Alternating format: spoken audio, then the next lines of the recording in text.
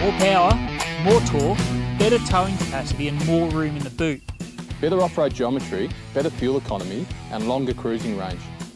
Cheaper, longer service intervals, more ground clearance and better waiting depth.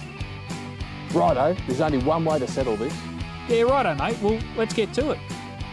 Ford has made no secret that its new Everest is pitched directly at Toyota's off-road stalwart, the Land Cruiser Prado. The pair is priced and positioned rather closely, produce similar outputs, and is nearly identical in terms of size.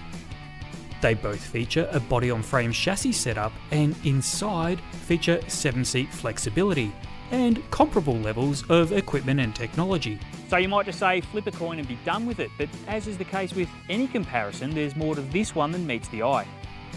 As we noted at the outset, the Everest does have advantages under the bonnet.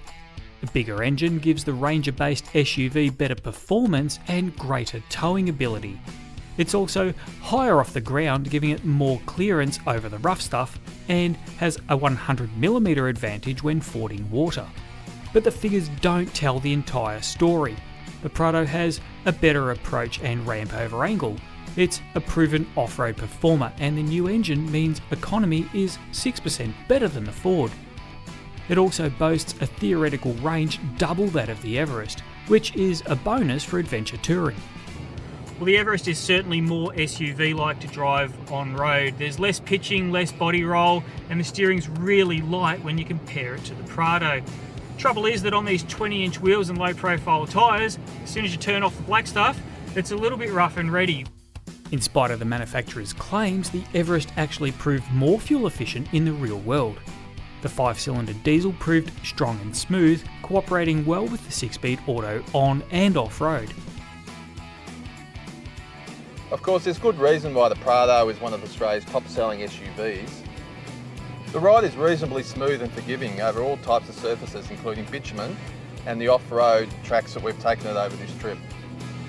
The new 2.8 litre engine and 6-speed auto are smooth and refined, and are a big improvement over the previous generation.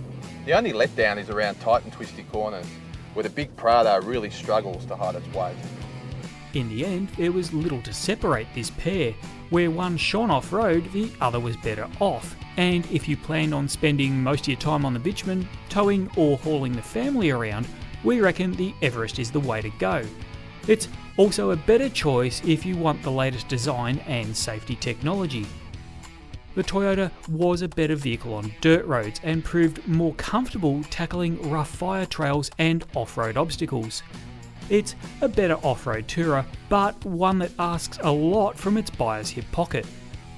Spec for spec, it's difficult to justify the additional $7,500 Toyota asks for the top spec Prado Kakadu. Which brings us to our winner, the Ford Everest. The Everest is a better value for money proposition than the Prado and offers a comparable breadth of abilities for most situations. Just as well equipped, cheaper, nicer on-road and almost as good off-road, the new Everest is a winner in every sense of the word.